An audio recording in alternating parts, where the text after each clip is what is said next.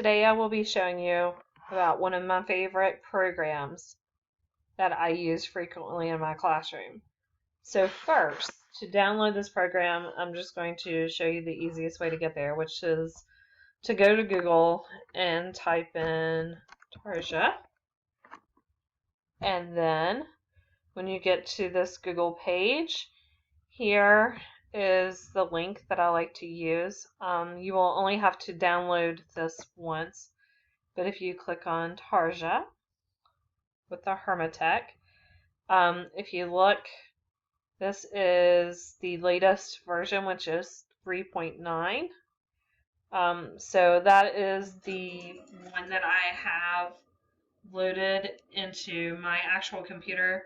So you just click on this little green button and proceed to download it just like you would any other program. And I'm not going to go through that whole process because I have it already downloaded on mine. But that is how you get to this program. It is a free program, which is great to use. Again, I have already downloaded it. So right here is what it looks like on the screen. So I am going to go ahead and click on mine and open it up so that you can see what happens when you open it up. So when it first comes up, it does give you some tips that you can read through. It will give you basically a different tip every day, and you can click on next tip to get more tips and things like that. I personally don't need those anymore, so I'm going to hit close on that. The next screen gives you the setup of the puzzle that you could create. Again, I print these out and cut them out for my students, and it's just an engaging activity that my students actually like. So here, looking in this area right here, the standard jigsaw and the extended jigsaw, if you look at them, they look much the same when I click on those.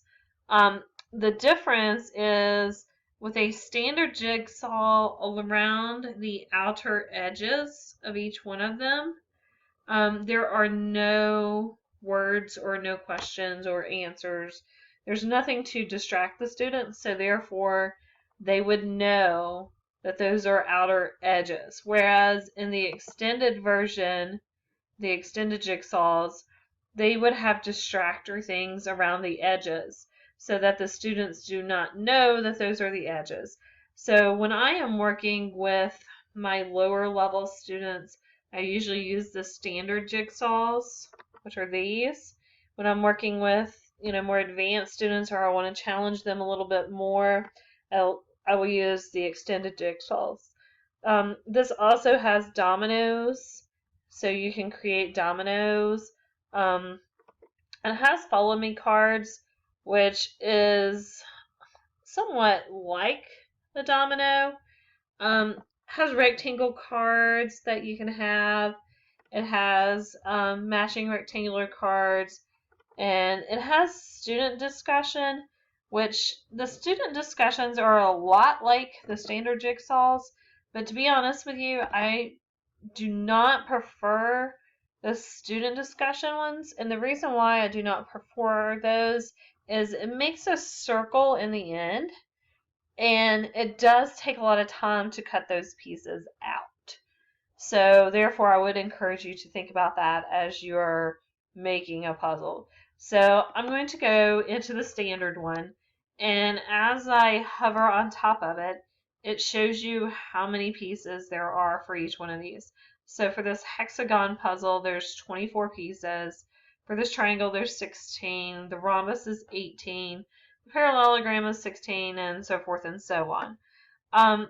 So depending on how large of a puzzle you want is, going to determine what you're actually going to make. So I am just going to come down to this one. This one is the smallest one, and it has 12. So I'm going to click on that and click OK. And this is what your screen will look like when it comes up. So a couple of things. These areas is where you type your questions and your answers so that they will match up. So let's just say that I'm going to do an equation for this one. So I might say x plus 5 equals 9, and I'm just typing that on my keyboard.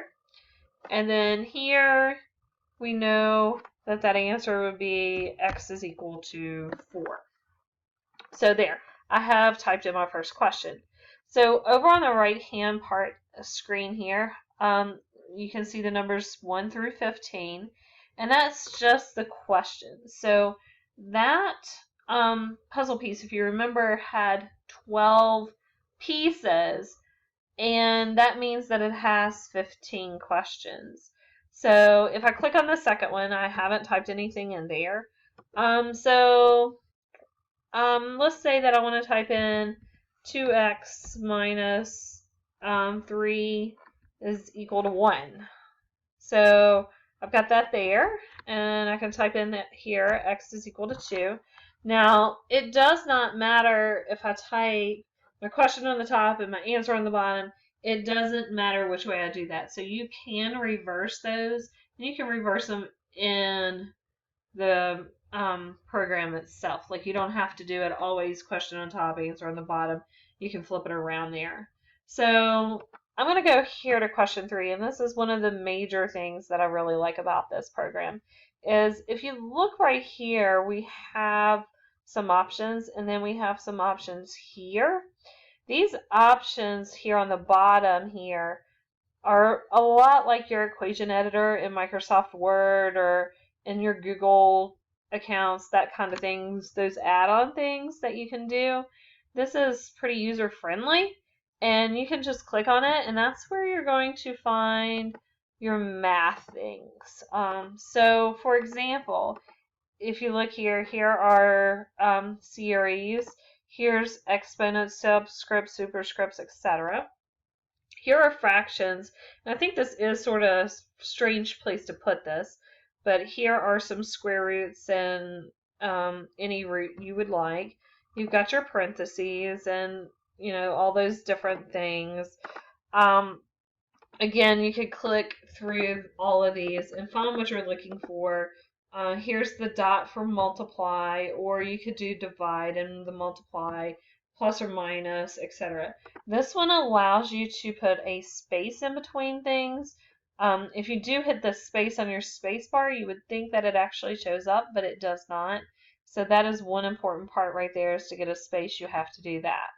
So here I might just say that I want to put in the square root of x is equal to 9. So therefore my answer would be x equals 81.